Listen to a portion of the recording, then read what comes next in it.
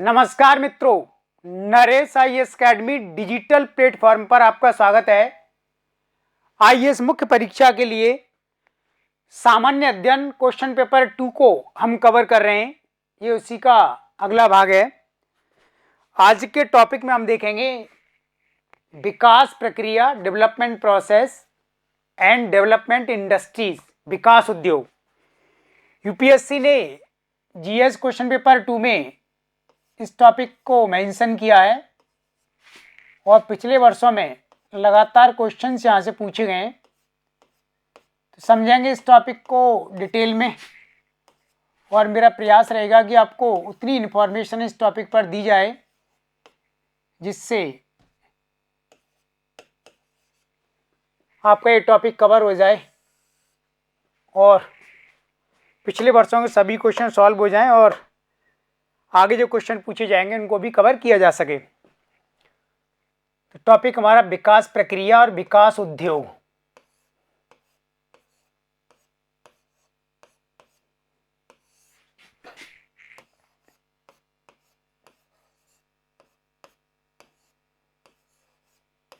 Development process and the development industry.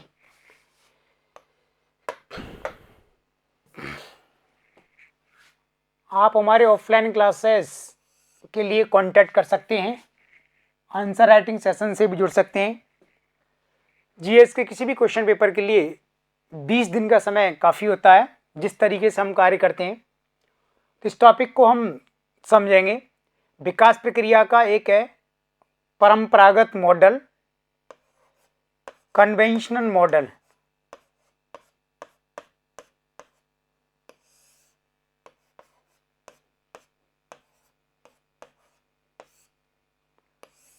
परंपरागत model में आता है अधिकारी तंत्र, सरकार और उसकी ब्यूरोक्रेसी। ये किसी भी देश में विकास प्रक्रिया का परंपरागत तरीका होता है।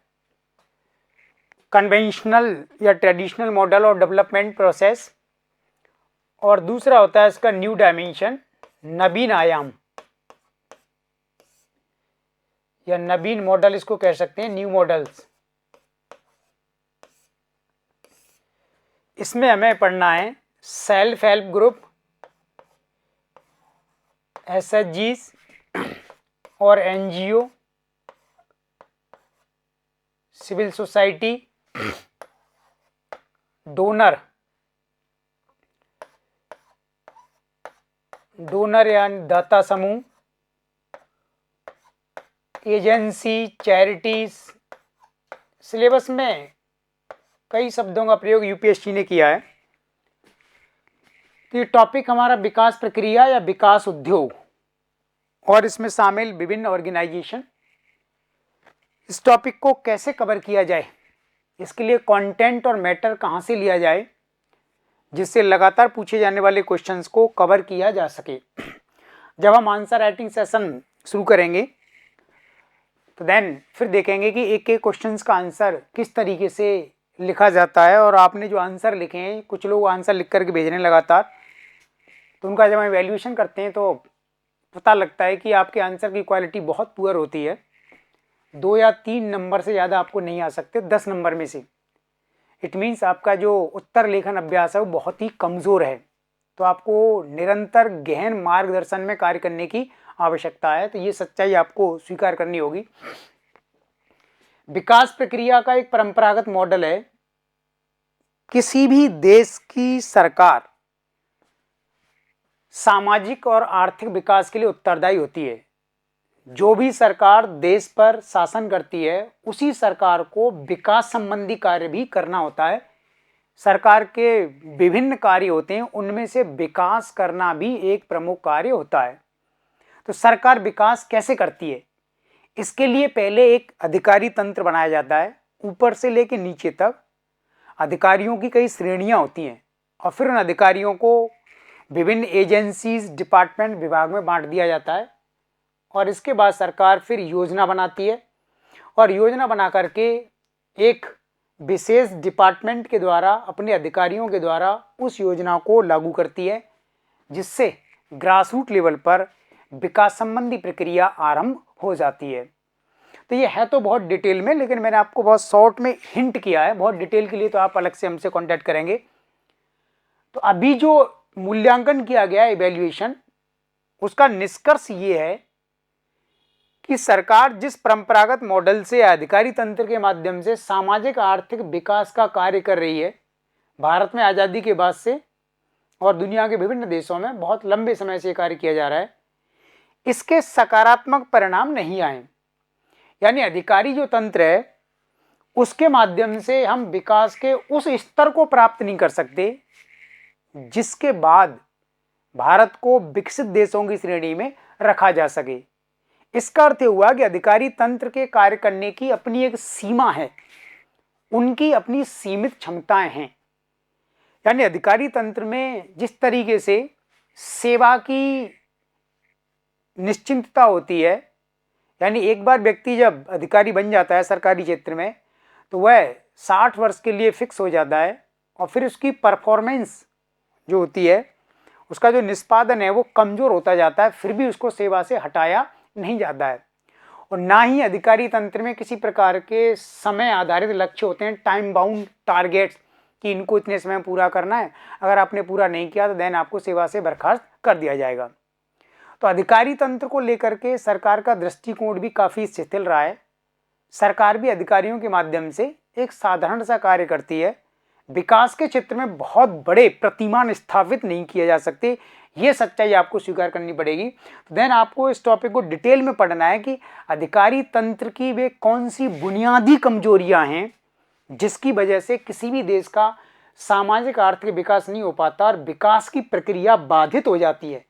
यानी अधिकारी तंत्र भारत में किस प्रकार विकास की प्रक्रिया में बाधित हो चुका है, चाहे वो भ्रष्टाचार के माध्यम से हो या योजनाओं से जनता को अवगत नहीं कराना हो, योजनाओं में जनता की भागीदारी नहीं बढ़ाना हो, योजनाओं का सही क्रियान्वयन नहीं हो, योजनाओं के बारे में सही अपडेट सरकार को प्रदान नहीं करना हो।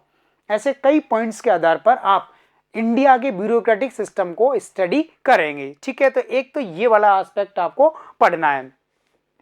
दूसरा इस टॉपिक को कवर करने के लिए कि जब अधिकारी तंत्र के माध्यम से हम देश का सामाजिक आर्थिक विकास एक सीमा तक नहीं कर सकते, तो ऐसी स्थिति में हमारे पास नए विकल्प क्या हैं, क्योंकि किसी भी कीमत पर भारत को विकसित राष्ट्र बनना है और हमें आगे जाना है, और हम ऐसा भी सोच रहे हैं कि भविष्य में विश्व स्तर पर हमको लीड भी करना है। तो इसके लिए हमें फिर नए विकल्प चाहिए। अधिकारी तंत्र से पता लग गया कि इनकी अपनी सीमा है, इससे आगे इनसे काम नहीं लिया जा सकता। तो दुनिया में ऐसे नए मॉडल भी डेवलप हुए हैं जिनको हम विकास प्रक्रिया में शामिल करके और वह आशातीत सफलता प्राप्त कर सकते हैं।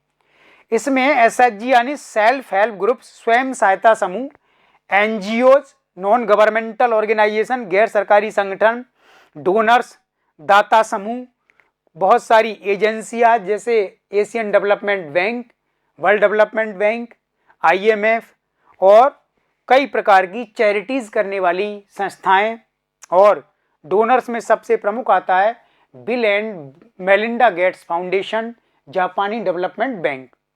अब इन सभी की भूमिका को हमें विकास के क्षेत्र में पढ़ना है। एक डिबेट भारत में ये भी शुरू हो रहा है कि भारत में जिस तरीके से नए मॉडल्स को प्रोमोट किया जा रहा है उसके माध्यम से ऐसा प्रतीत हो रहा है कि सरकार अपनी जिम्मेदारी से पीछे हट रही है और सरकार अपने कार्य क्षेत्र को श्रिंक कर रही है, कम कर रही है, और इनके माध्यम से विकास करना चाहती है। यह तथ्य पूरी तरह से सटीक नहीं है, क्योंकि भारत भौगोलिक दृष्टि से एक बड़ा राष्ट्र है और जनसंख्या का आकार हमारे देश में बहुत ज़्यादा है। तो ऐसी स्थिति में विकास संबंधी कार्य अकेले सरकार के माध्यम से संभव नहीं है। ये बात आंशिक रूप से सही है कि जब हम इन सबको विकास प्रक्रिया में कुछ जिम्मेदारी देंगे तो सरकार की जिम्मेदारी उसी अनुपात में कम हो जाएगी। तो सरकार को फिर कुछ और कार्य करना होगा, यानी सरकार इन सभी को विकास प्रक्रिया में कार्य करने के लिए सुविधा प्रदान कर सकती है, फैसिलिटेटर का रोल प्ले कर सकती है। लेकिन ये कहना कि इनके माध्यम से सरकार अपनी जिम्मेदारी से पीछे हट रही है, सरकार का कार्य क्षेत्र कम हो रहा है, ये सही नहीं है। यानी एनी हाउ किसी भी प्रकार से हमें विकास को प्राप्त करना है, तो इस विकास को प्राप्त करने के लिए सरकार का एक नया इनिशिएटिव है, ये एक नया दृष्टिकोण है। ठीक है, तो ये जो विवाद भारत में चल रहा है आपको इस पर अच्छे से सोचना है और इस पर आप एक अप्रोच बनाना है, क्योंकि यूपीएससी पिछले वर्षों में यहाँ से क्वेश्चन पूछ चुका है। एक एक को अगर हम बात करें, स्वयं सहायता समूह, तो स्वयं सहायता समूह क्या होते हैं, इनकी आवश्यकता क्यों हुई, कैसे इनको बनाया जाता है, सरकार के साथ इनका संबंध क्या होता है। यानी स्वयं सहायता समूह एक गांव में या शहर में या कस्बे में जो लोकल स्तर पर लोग रहते हैं उनको ऑर्गेनाइज करती है सरकार किसी एक खास उद्देश्य से।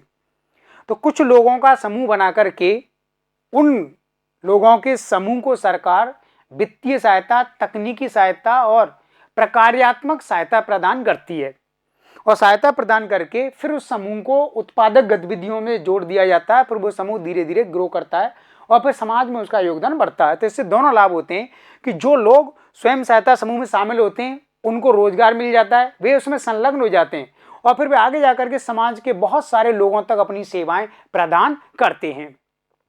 लेकिन स्वयं सहायता समूह जिस तरीके से भारत में बनाए जा रहे हैं उनको बैंकों से लिंक किया जा रहा है, क्योंकि भारत सरकार के आदेश पर ऐसे स्वयं सहायता समूहों को बैंक से सीधे फंडिंग की जाती है।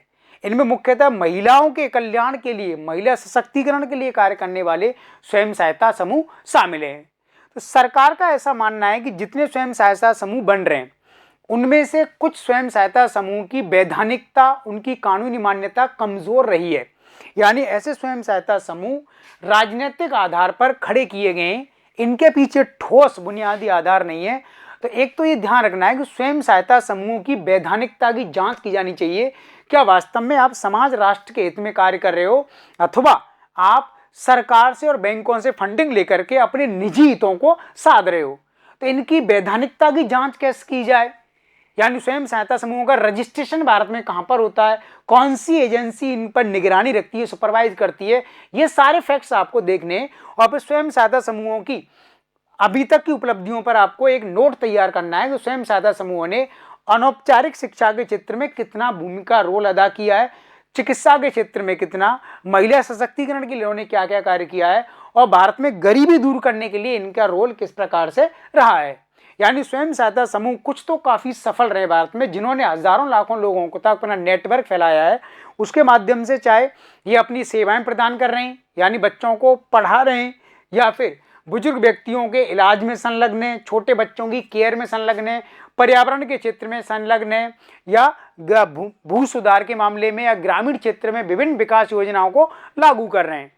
तो ऐसा माना जाता है कि सीमित रूप में ही सही काफी लोगों को इन्होंने रोजगार प्रदान करके भारत में बेरोजगारी और निर्धनता दोनों को कम करने में योगदान दिया है। लेकिन बहुत कम है ये, और महिला सशक्तिकरण हुआ है क्योंकि ज्यादातर स्वयं सहायता समूह भारत में महिलाओं को लेकर के बनाए गए हैं और इसके माध्यम से महिला उद्यमियों का एक नया वर्ग भारत में पैदा हुआ है। तो इसका पूरा एक स्टडी आपको करनी है बहुत डिटेल में।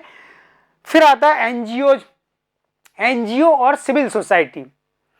एनजीओ और सिविल सोसाइटी यानी एनजीओ कोई एक व्यक्ति या एक ऑर्गेनाइजेशन रन कर सकता है। एनजीओ को भी भारत सरकार सर्टिफाइड करती है, मान्यता देती है, भारत सरकार भी फंडिंग करती है और विदेशों से भी फंडिंग इनको आती है। तो एक डिबेट भारत में ये भी चल रही है कि भाई एनजीओ, सिविल सोसाइटी या इसी प्रकार की अन्य एजेंसियों के माध्यम से अगर हम भारत के लोगों को ज़्यादा से ज़्यादा सुविधाएं और सेवाएं प्रदान कर दें तो इससे सरकार की आवश्यकता नहीं रहेगी या फिर सरकार पर हम कम से कम निर्भर रह पाएंगे। तो क्या ये पॉइंट सही माना जा सकता है कि भारत में एनजीओज की सफलता का मापदंड क्या होना चाहिए? क्या एनजीओ और सिविल सोसाइटी दोनों मिलकर के भारत में प्रशासनिक सेवाओं का एक बेहतर विकल्प, अल्टरनेट बन सकते हैं?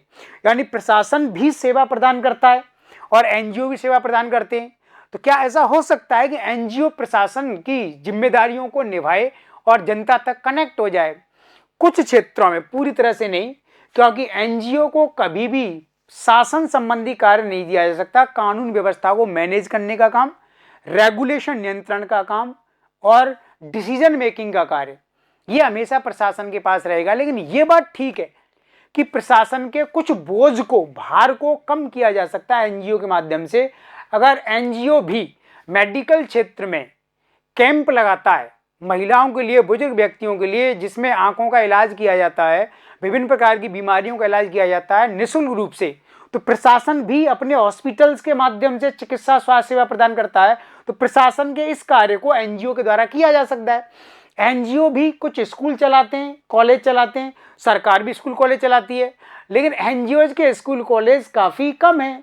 एनजीओज भी रोजगार प्रदान करते हैं, समाज में सोशल हार्मनी, सामाजिक सौहार्द बढ़ाने के लिए काम करते हैं, सरकार भी काम करती है।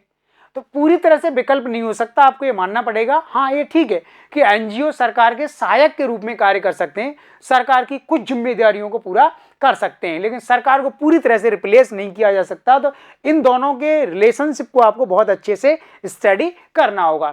तो एनजीओज क्या हैं, भारत में कैसे इनका ओरिजिन हुआ है, एनजीओज को सबसे सर्वोच्च स्तर पर कंट्रोल करने वाली एजेंसी कौन सी है, भारत का जो ग्रामीण विकास मंत्रालय है उसके अधीन आने वाला कपार्ट किस प्रकार से एनजीओज को रेगुलेट करता है, एनजीओज का मूल्यांकन किया गया तो उसमें से 20% से ज़्यादा एनजीओज भारत में फर्जी पाए गए, यानी उनके पीछे कोई वैधानिक आधार नहीं है और वो गलत तरीके से काम कर रहे हैं और सरकार का काफ़ी सारा पैसा इसमें वेस्ट हो गया।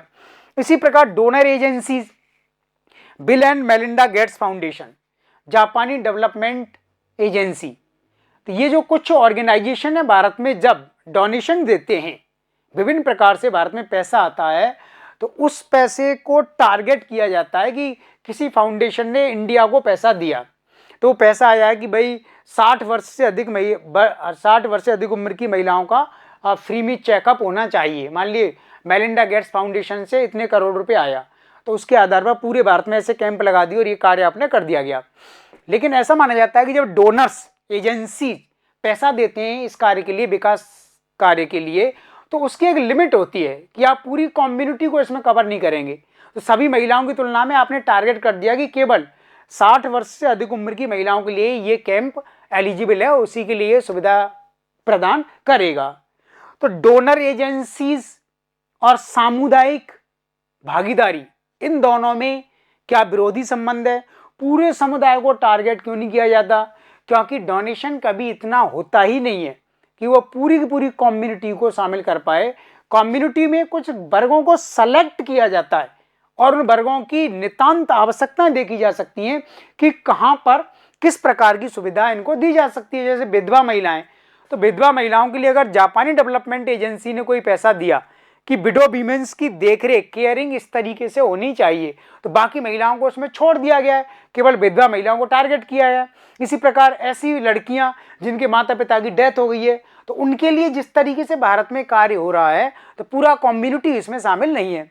तो दाता एजेंसीज की भूमिका को भारत में पढ़ना है आपको कि दाता एजेंसीज भारत में किस आधार पर फंडिंग करती हैं, पैसा देती हैं, और अभी तक कौन कौन सी प्रमुख योजनाओं के लिए इन्होंने पैसा दिया है और उनका रिजल्ट्स क्या रहा है। तो इस तरीके से अगर आप इस टॉपिक को कवर करते हैं, परंपरागत मॉडल और नवीन मॉडल्स में जो आयाम है, तो डेफिनेटली आप इस पूरे टॉपिक को अच्छे से तैयार कर पाएंगे एग्जाम के लिए। पिछले वर्षों में जो क्वेश्चन पूछे गए, भविष्य में जो पूछे जाएंगे, उसके लिए आप मेंटली प्रिपेयर हो पाएंगे। ठीक है, थैंक यू।